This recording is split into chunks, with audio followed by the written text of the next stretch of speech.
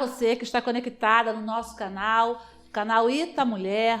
Nós temos assim a alegria de ter você nos acompanhando toda terça-feira às 19 horas, com bate-papo, com podcast, com um tema relevante, não é, sobre a nossa sociedade, sobre o universo feminino, sobre a saúde física, emocional, social, espiritual, mental, principalmente da mulher, das nossas famílias. Falamos também no nosso podcast sobre empreendedorismo feminino, falamos da questão também do universo feminino em diversas vertentes que ele se aplica. Então é o canal que você se encontra, você se conecta com a história de outras mulheres também, e a cada palavra, cada gesto, cada frase, cada texto, cada história, você cresce, porque é com o aprendizado, é com a informação que a gente se empodera, que a gente tem mais poder, e aí com certeza de errar menos e acertar mais. Esse é o objetivo do canal aqui, o Ita Mulher, trazendo sempre informações para você, e pedindo a você também que já está aí, mulher, conectada conosco, que você possa se inscrever. Essa semana eu passei aí visitando vários comércios em Itaboraí, conversando com muitas mulheres e todas muito motivadas a estar conosco no Ita Mulher. Então, se inscreve aí e também envia, não é, através do nosso canal, através dos contatos que você tem pelo Instagram, pelo seu grupo de WhatsApp, envia também, não é, esse material, que eu tenho certeza que sempre no nosso podcast, sempre nos nossos encontros, tem conteúdos, tem pautas relevantes para ajudar você a crescer, a se desenvolver, a melhorar, não é, a causar em você mesmo um bem-estar. Então pode ter certeza, ficando com a gente conectada, você só tem a ganhar, só tem a aprender e a se desenvolver. Hoje, uma alegria enorme, uma satisfação em ter aqui. A Bíblia diz que existem, né, amigos mais chegados que o irmão. E o Dr. Noel é uma pessoa que a gente ama, que nos acompanha, que é um ajudador nosso, que ajuda a puxar a rede lá da nossa empresa, no que diz respeito à saúde mental, à saúde emocional. Ele é psicanalista. O conteúdo que ele vai trazer hoje é de suma importância nível Brasil, não é? E se formos olhar para níveis até estatísticas internacionais, não tem limite. Nós estamos entrando no setembro, denominado a partir de 2021 de Setembro Amarelo, por conta das estatísticas altíssimas. Eu tenho aqui uma estatística de 2021, a cada ano mais de 13 mil suicídios nível Brasil, 96% está linkado à saúde mental, transtornos emocionais, bipolaridade, né, também a questão de abuso de substâncias, e nada melhor do que uma pessoa que é proativa nesse assunto, entende dessa pauta, que o Dr. Noel, que vai falar um pouco, não é? Nós temos assim um tempo limitado, porque o Instagram nos limita. Eu sei que é uma pauta que nós teremos muito retorno, muitas perguntas. Eu apenas não ouvi falar de Dr. Noel, já participei de vários encontros com ele, já ouvi várias palestras, já acompanhei casos que ele também acompanhou com sucesso, com êxito, que ele orientou as famílias. Então, nós temos aqui um podcast hoje que com certeza vai te ajudar muito. E um prazer, dei uma saudação para o nosso público. A maioria são de mulheres. Claro que o Ita Mulher é um canal aberto para toda a família, mas o foco é a mulher de Itaboraí. Dá um recado e fala um pouquinho sobre a questão do suicídio em Itaboraí, nível Brasil, como que estão as perspectivas, se as famílias, após pandemia, têm mudado o comportamento ou só piorou em relação a esse assunto. Tá bom, muito obrigado, Jana, pelo convite, pelo carinho, obrigado você que está nos acompanhando. É sempre muito importante a gente falar de alguns temas que a gente sempre se refere a esses temas usando uma palavra que se diz tabu. Né? O tabu, na verdade, ele é uma dificuldade que nós temos devido à nossa sociedade de falar de alguns temas específicos, morte, sexualidade, suicídio, mas que, na verdade, o tabu dá uma falsa impressão de que está tudo bem. É como se fosse a capa da revista. Tá linda, tá perfeita, mas o conteúdo já está... Tá tudo bem, né? E especificamente o suicídio, claro que a gente tem que fazer uma referência ao fato de que a gente tem 10 anos sem o censo do IBGE. Exatamente. 2020 não teve. Os últimos dados que foram publicados pela OMS foram dados empíricos de 2014. Então, todos os números que a gente colocar aqui, incluindo a pandemia, que vem nesse meio para potencializar, a gente tem que entender que são números ultrapassados, mas que já são números... É um ponto de partida. Assustadores. Assustadores. A gente tem, hoje, no Brasil, a cada 45 minutos um suicídio. No mundo, a cada 40 segundos... Então, peraí, as mulheres que estão nos ouvindo, as mães que estão nos ouvindo, quero só salientar, sublinhar, marcar essa frase. A cada 45 minutos... Um suicídio no Brasil. Um suicídio nível Brasil. 45 minutos, um suicídio. Olha como esse tema não merece apenas um mês, mas toda a nossa reflexão acima dessa estatística, né? E aí a gente tem que considerar o seguinte, para cada um suicídio consumado, pelo menos 10 mil tentativas que não foram consumadas. Você multiplica sempre por 10 ou por 20 cada um suicídio. Dessa estatística, você tem que considerar que muitos suicídios são desfeitos à cena do suicídio, pela questão do tabu, da vergonha da família, da religiosidade. Um pastor, quando se suicida, por exemplo, um religioso, isso é visto erradamente como símbolo de fraqueza, desfaz-se a cena para dizer que foi de uma outra coisa, né? Suicídio automobilístico, todos são contados como acidente de trânsito. Então, muitas pessoas estão dirigindo, daqui a pouco bate numa árvore, a gente pensa que foi um acidente de trânsito, foi um suicídio. E não entra na estatística. Não entra na estatística. Então, a estatística não considera as tentativas e muitos casos não são registrados em função do tabu também. Então, o número é muito maior, né?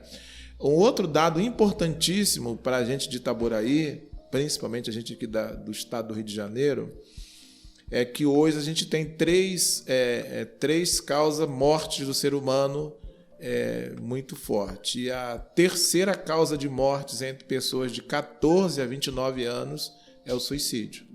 Perde só é a segunda, né? Perde para o homicídio.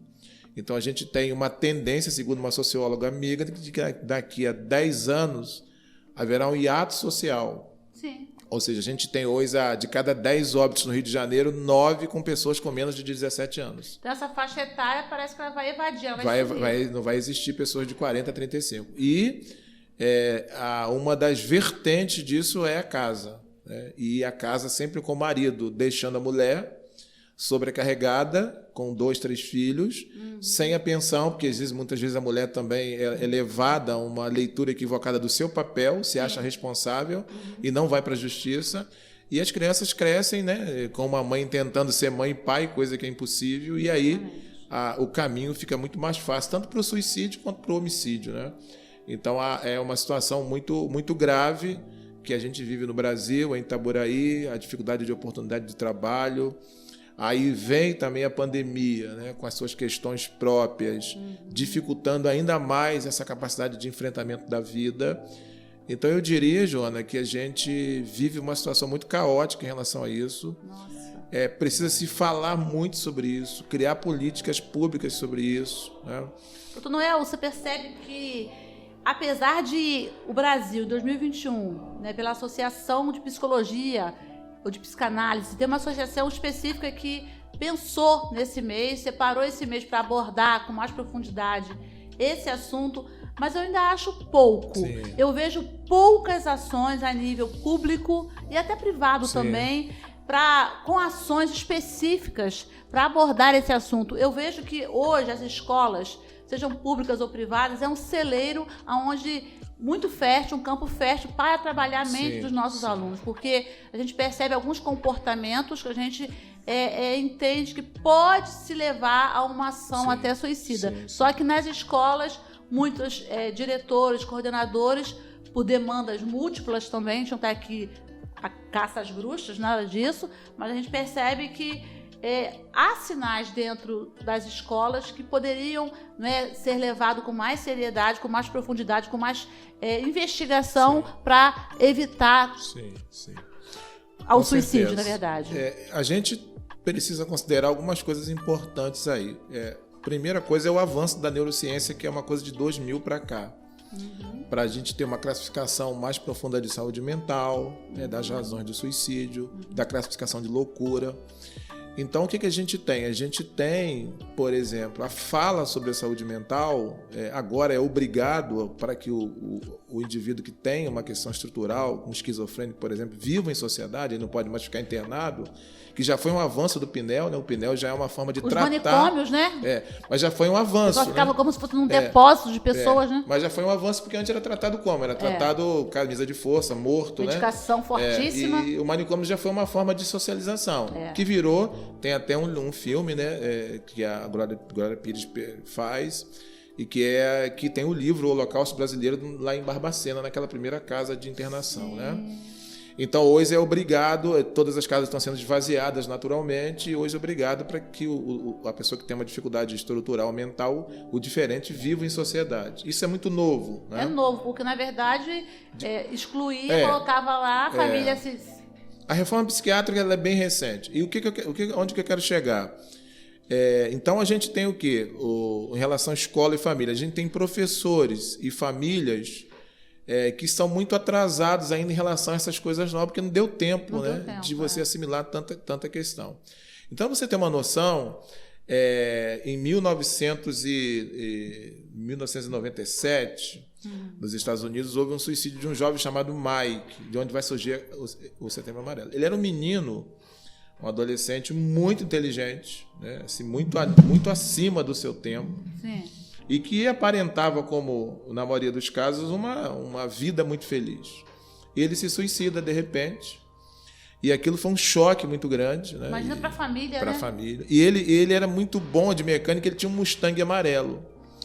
E como o suicídio dele pegou todo mundo de surpresa, no dia do sepultamento dele, fizeram umas fitas amarelas, que a gente usa no mês de setembro. Sim. E aí eu vou até deixar uma frase que você falou, né? Não espere setembro para falar de suicídio, que o suicídio tem todo dia. Né? E botaram o cartão com a seguinte frase: se tiver com dificuldade, fale sobre isso. Né? Compartilhe sobre isso. Ou seja, o compartilhar. Você, mulher que está nos assistindo, que está com uma dificuldade, né? Uma tristeza profunda, não sabe se é depressão, não sabe se é uma ansiedade, se está gerando expectativa de algo que ainda irá acontecer, que passa alguns pensamentos de desistir, de desânimo. Então, compartilhe, pegue o seu telefone, liga para um amigo, liga para um especialista, ligue para um profissional da área, mas não se cale, né? Não saia da vida aos poucos, que eu acho que esse é o grande perigo, né? E o cartão dizia assim: se precisar de ajuda, peça. Né? E aí eu sempre coloco uma pergunta em cima dessa frase. Você acha, e aí eu estou falando de experiência clínica, não de experiência científica, dos anos que trabalho com pensamento suicida, com paciente suicida, que uma pessoa que está pensando em se suicidar vai compartilhar isso com alguém? Porque ele vai compartilhar com quem? Né? Qual ouvido, qual escuta, né, que vai ouvir uma coisa dessa sem julgar, sem criticar, sem avaliar? Então, normalmente, a pessoa não encontra esse colo. Aí você precisa de uma escuta profissional. E o que aconteceu? Aí, então, isso em 1º de setembro de 2003, a OMS, então, resolve instituir o mês de setembro como Setembro Amarelo numa campanha mundial de prevenção ao suicídio. Não foi em 21? Eu falei 21 aqui. Não, 21 foi aqui no Brasil, é diferente. Isso aí é mundial, né? Mundial, sim. Mundial. 2002. Numa campanha de prevenção. Por quê? Porque não existe pós-venção ao suicídio. Sim. Ou seja, você não tem nenhum trabalho, como preventivo. No caso de uma família que não deu certo, você trabalhar a restauração. Então, você tem que trabalhar a prevenção. O que tem depois do suicídio cometido é um trabalho árduo demais de luto com a família. Aí, quando foi em 2014, o Conselho de Psiquiatria e de Medicina do Brasil colocou, a partir de 2014, essa campanha no Brasil, né, oficialmente, como o Setembro Amarelo, sendo o mês de falar sobre suicídio de prevenção. Se a gente for considerar que isso nunca era falado, tanto a campanha mundial quanto a postura brasileira, né, de dedicar um mês para se falar sobre isso, é um avanço muito grande. Sim. Hoje a gente tem o quê? A gente tem uma coisa boa: as escolas, as igrejas e algumas prefeituras na área de ação social falando muito sobre isso no mês de setembro. Então você tem, assim, o ano passado eu falei 28 vezes no mês de setembro de suicídio. Né? Agora, assim, mas se fala muito em setembro, é um avanço. né? Não se falava. Nós estamos ainda lá na idade medieval em relação a isso, né? Existe o tabu, existe a desclassificação do suicida como alguém fraco, alguém covarde. Então, tem algumas coisas assim que são pontuais. Primeiramente, o seguinte: nenhum suicida quer morrer, a não ser o fatalista. O sujeito foi fazer um assalto, deu errado, foge da responsabilidade. 99% do suicida vem de problema de saúde mental. E quando eu falo de saúde mental, eu falo de esquizofrenia, que é uma doença estrutural, e falo de depressão, que é uma doença chamada de neurose. Nós, no início aqui da chamada, nós falamos sobre a questão da depressão, né? Porque a depressão é uma doença mental. Então, não tem na classificação no CID-10, não tem doença emocional, é doença mental, estrutural e não estrutural. Mas a depressão, doutor Noel, muitas pessoas, quando comentam que a outra está com depressão, já associa aquela pessoa realmente frágil, que insegura. Mas não, é uma doença mental mesmo. Eu fiz uma live agora para uma igreja lá de Venda Nova, que a moça colocou assim: a pastora, eu queria falar se depressão é falta de fé ou é doença. Eu falei assim: câncer é falta de fé? Nossa. Câncer é doença. Então, isso, hein? Eu fiz agora um congresso de saúde mental e tinha alguns médicos no plenário. Então, quando eu soube que eles estavam, eu falei assim: todas as classificações que eu vou fazer aqui, elas estão de acordo com o CID-10, que o CID-11 não foi publicado, e todos os diagnósticos estão de acordo com o DMS-5, que é o Diagnóstico Estatístico de Doenças Mentais.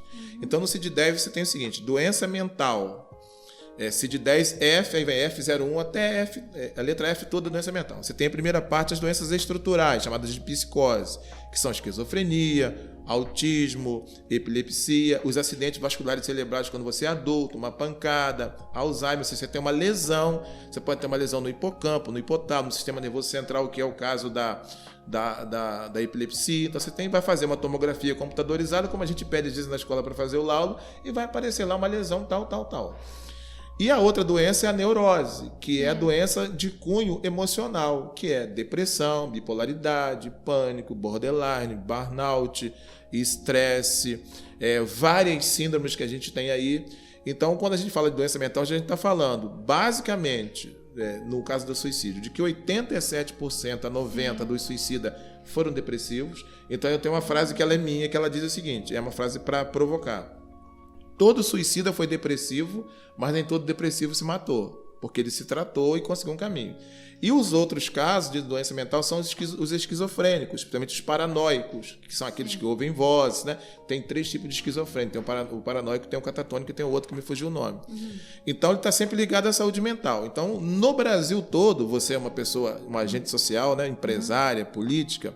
No Brasil todo, em 2022, nós só temos 52 instituições de socorro para a saúde mental. 52 no Brasil todo. Brasil, essa geografia extensa. Não estou contando o CAPS, que o CAPS não é o CAPS é um centro de apoio para substituir o manicômio. Isso. Aí você vai levar para o UPA. O UPA não é um centro de recolhimento imediato para a saúde mental. Então você só tem 52 no Brasil. Basicamente, o Estado, nem as prefeituras, nem o governo do Estado oferece situações de tratamento para isso. Então, nós gostaríamos de aproveitar, já que estamos no mês de setembro, não é? O mês de setembro, com certeza, em todo o Brasil, o estado do Rio, nem na nossa cidade aqui de Itaboraí, teremos, não é, ações, atividades, não é, a respeito da questão da prevenção ao suicídio e provocar mesmo, de uma forma positiva, os nossos secretários da área de saúde para pensar a saúde mental, para repensar a saúde emocional. E aí eu sempre direciono para você, mulher, né? Mulheres que, muitas delas entrando aí na menopausa, que também mexem demais com o emocional. Né? Muitas mulheres que a gente bate um papo, né, que fica entre nós, que estão em depressão, que estão tomando medicação fortíssimas. Isso aí mexe com a pressão arterial, mexe com a glicose, enfim, uma série de fatores que desencadeiam aí a partir de uma depressão. Sim. Então, a gente precisa olhar com seriedade, se debruçar sobre essa pauta, que é a questão da saúde mental. Não estou colocando um holofote em cima da cidade de Itaboraí, isso é a nível Brasil, como o doutor Noel está dizendo, mas a gente percebe que há uma urgência de uma proatividade em cima dessa pauta. Aí eu trago para um olhar mais míope, dentro dos bairros.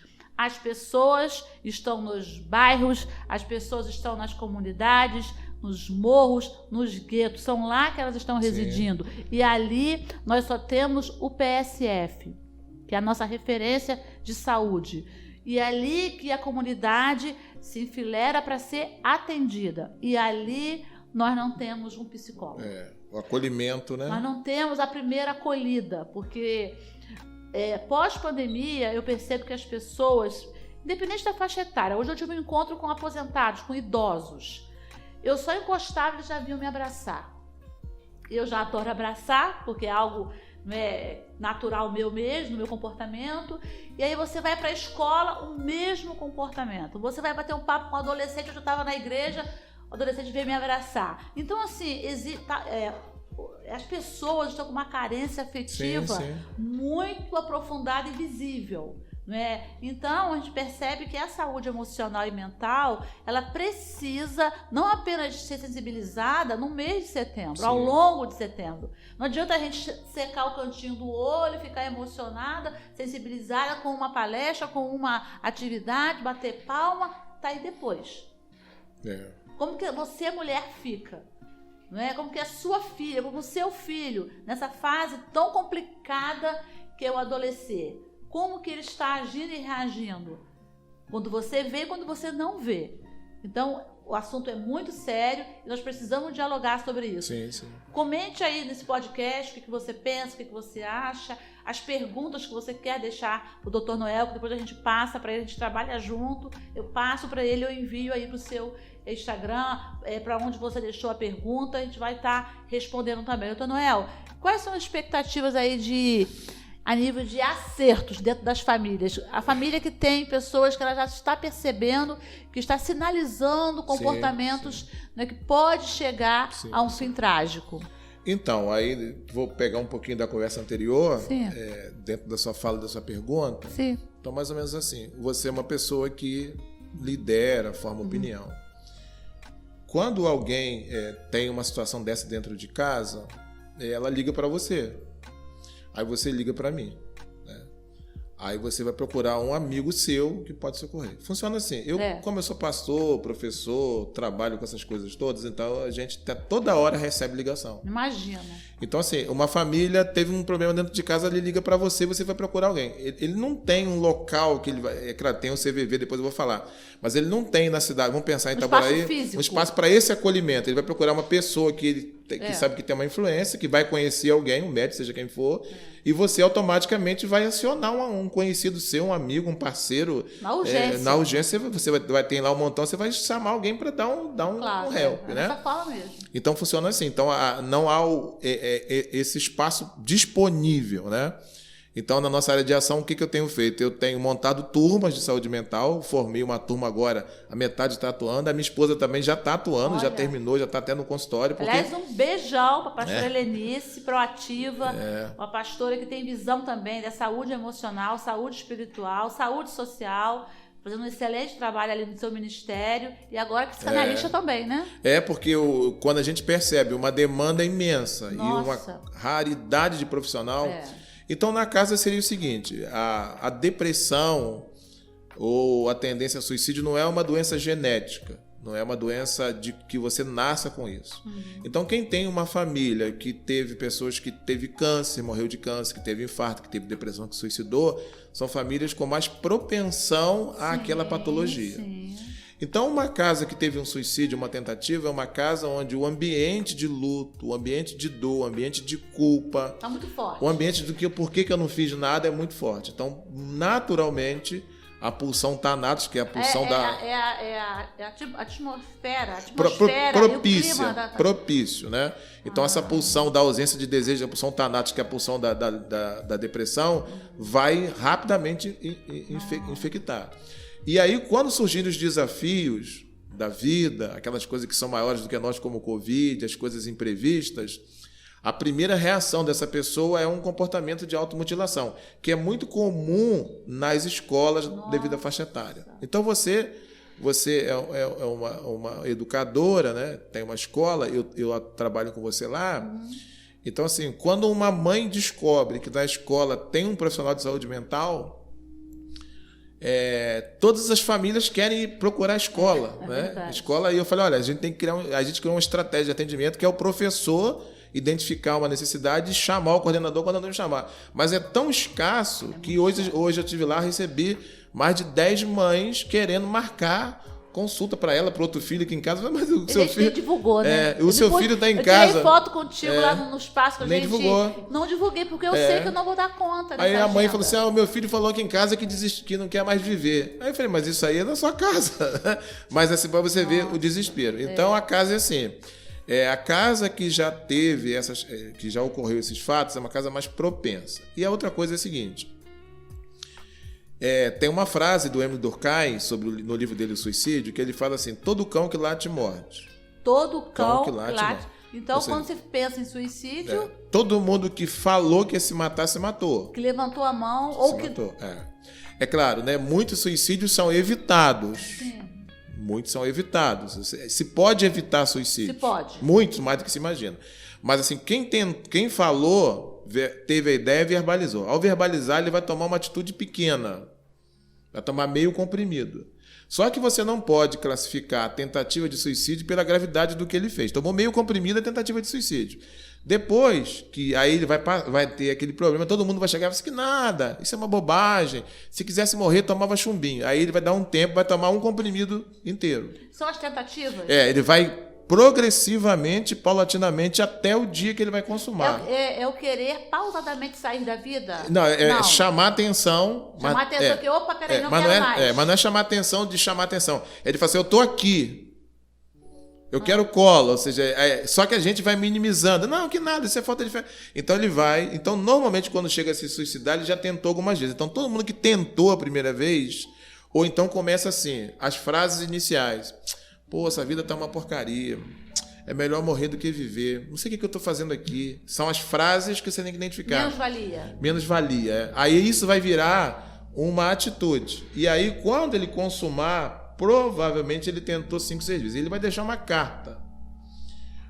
Eu tenho certeza que agora vocês vão ficar melhor sem a minha presença. Nossa, a ausência total. Quando a família pega essa carta e fala assim, como que a gente não percebeu? Como que a gente não viu? Mas ele já tinha sinalizado. Cada atitude é uma forma de dizer assim, eu estou aqui. E estou aqui como? Então, uma sugestão, não gosto da palavra conselho, mas uma orientação é a seguinte. Quando você tiver alguém... Olha ali para poder... Quando você tiver alguém que falou que vai se matar ou que tentou, você precisa se aproximar e acolher com escuta. De preferência, não use uma palavra, não fale nada. Apenas? Não, só escuta. Porque quando você escuta, são os 3 H da escuta, Hs. Hospitalidade, hospedeiro e hospitaleiro. Quando eu escuto alguém, esse alguém está hospedando em mim.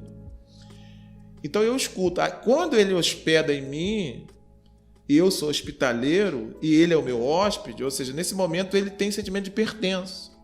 Então nunca fale assim, Deus te ama, a vida é boa, porque quando você fala isso, você empurra mais ainda para o suicídio, porque a vida é boa para você, para ele não. Nossa, e ele não quer morrer, ele quer se livrar da dor que ele tem, e ele entende que tirando a vida resolve os problemas. Então é colo, né? É ombro, é acolhimento, são as palavras de hoje, empatia, acolhimento, para que a pessoa possa ser acolhida, ser ouvida. Então você vai, hóspede, hospitaleiro e hospedeiro. Toda escuta tem que hospedar o outro, dar o espaço. E quando você fala, você expulsa o hóspede. Então deixa ele falar, acolhe e procure ajuda. CVV, procure alguém que você conheça, né? Como Joana ou outra pessoa que você conhece, que possa te ajudar a trazer um profissional qualificado que vai trabalhar nessas abordagens para que a gente... Eu tenho pacientes, eu posso falar aqui, eu tenho pacientes há 10 anos que tentaram suicídio 2 vezes e chegaram para mim e nunca mais tentaram. Né? Eu tenho 3 pacientes que quando vieram com 3 tentativas e até hoje eles estão aí. Né? E outra coisa importante para as mães aí que estão em casa. Essa fase de 12 até 20 anos é uma fase de muita dificuldade de inserção na vida. Então todo adolescente acredita mentalmente, é programação mental, de que os pais não gostam deles. Qual a idade? De 14 a 18 anos. Os pais não gostam. Ele tem uma sensação, um sentimento de desproteção paterna e materna. Ele tem o luto da vida infantil e ele olha para a sociedade que ele vai ter que fazer o Enem, entrar na faculdade, como sociedade selvagem. Então ele tem um sentimento de abandono, um mundo que o espera selvagem e tem o luto da vida infantil. Então essa faixa etária, então antes de 25 anos, nenhuma pessoa tem condições de tomar uma decisão plena. O cérebro só fica maduro, não definido, porque o cérebro é plástico, até os 25 anos. Então antes de 25 anos, quando acontece um fato, uma pessoa que tem 18, 20, 14, 9, seja o que for, ela não consegue ter uma visão total do fato, porque o cérebro não está plenamente maduro. Por isso que a gente fala assim, se eu tivesse a cabeça que eu tenho hoje com 18 anos, não tem como, porque seu cérebro não era maduro. Então, todas as coisas que vêm contra esse adolescente faz com que ele não tenha condições de enfrentar. Então, isso é aprendido. O processo de automutilação é um aprendizado da nossa sociedade para que eu use esse recurso de me atacar diante de uma situação difícil.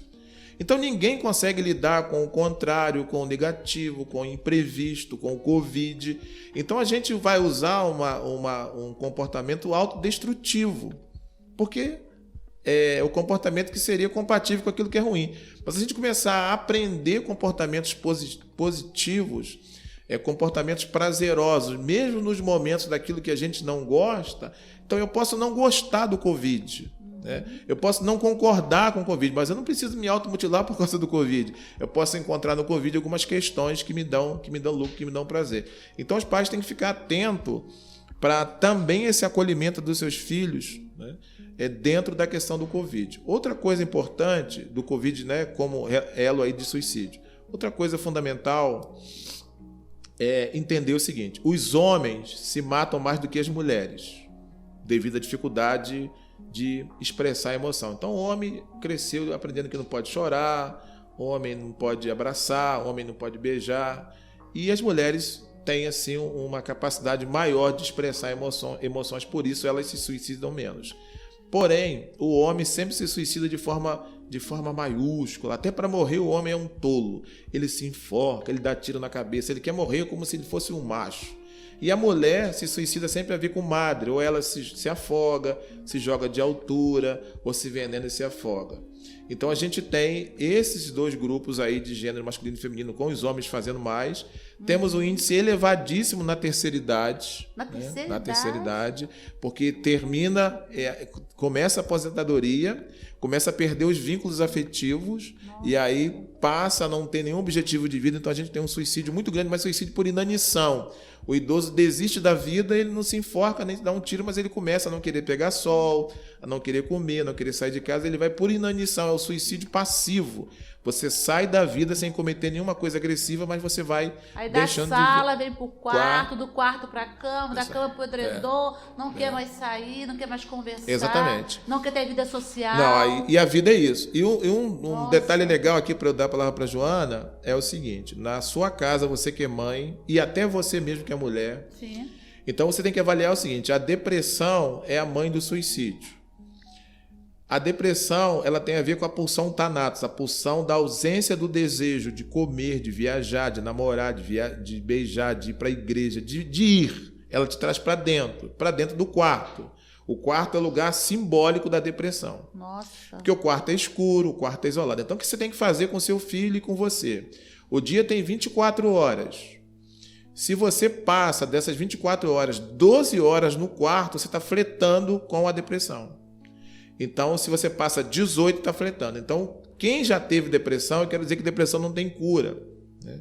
É igual diabetes. Você tem que estar sempre atento. E se você passa muito tempo no quarto, de 24, se você passa mais de 8 horas no quarto, você pode ter certeza que você está flertando. Então, quando começa o isolamento, o quarto, não quer vir comer, come com escassez, não quer conversar, não quer passear, pode ficar atento que a gente tem aí um episódio de depressivo inicial que vai evoluir para um episódio grave e com certeza vai levar a pessoa a desistir da vida. Então a gente está percebendo, né, com a fala do Dr. Noel, uma fala muito direcionada aí a você que está conectado com o Ita Mulher, que nos acompanha, que participa, que compartilha com as suas amigas, com a sua família, com os seus amigos, sobre as nossas pautas aqui, sempre com conteúdo muito forte E foi assim para mim algo novo, perceber que na terceira idade, a nossa querida terceira idade, também a depressão tem lá a sua marca, tem lá a sua estatística também. Então, você que tem seu idoso em casa, você procure, né, como filha, como sobrinha, como amiga da família, ter uma escuta ativa com esse idoso, perceba os sinais também de comportamento, de ações, de atitude, de reações desse idoso em casa. Me chamou muita atenção essa questão, né, de desistir da vida já na terceira idade, né, por conta da aposentadoria, você achar que é inútil dentro da própria casa, né, tem os conflitos de gerações também, sim, né? Sim. O adolescente tem as suas atividades e ações, o adulto tem toda uma vida para poder dar conta, e o idoso já aposentado ali, né, se acha até um inútil. Então, a gente tem que ter um olhar também, aí eu retorno com a pauta de políticas públicas para o nosso idoso. Lazer, atividade cultural, atividade social, de esporte, né? A pauta da nutrição também para a nossa terceira idade. Então, é uma gama de assuntos, né? De informações, de políticas públicas mesmo para atender àqueles que contribuíram tanto com a nossa vida. E aí, a gente vai chegando já no final do nosso podcast. Eu sei que todo mundo está, que pena, queria mais, queria poder estar um pouco mais com você, Joana, com o Dr. Noel, mas a gente tem o nosso tempo aqui, a gente é limitado por um tempo, né, por a questão também da transmissão, mas eu tenho certeza que você se empoderou de algumas informações, que o Dr. Noel foi bem específico, né, principalmente, né, você que é mãe, né, que tem o seu adolescente em casa, que tem o seu filho, né, na faixa etária de adolescência e da juventude também, que é a fase dos testes, sim, né? Sim. Eles testam muitas coisas, então a gente tem que estar bem atento, e também com o seu idoso, enfim, né? Quem tem um ambiente familiar, quem está num ambiente familiar, e todos nós estamos inseridos em uma família, independente do formato dela, nós temos que estar muito atentos, né, a essas atitudes e ações e reações aí, por conta do mal do século, que eu sim. posso dizer assim, que é a depressão. Então, Noé, eu queria que você falasse um pouquinho, deixasse o endereço da clínica, sim. onde você está atendendo agora.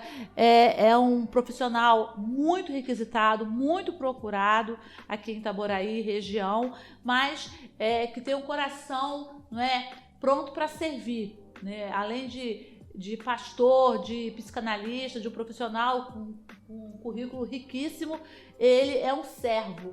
E a pessoa que está sempre pronto a ajudar aqueles que levantam a mão. Por favor, dá suas considerações finais e passe aí o seu endereço da nova clínica. Bom. Eu sei que tem novidade por aí. Tá. É só dizer também que ninguém está imune ao suicídio, né?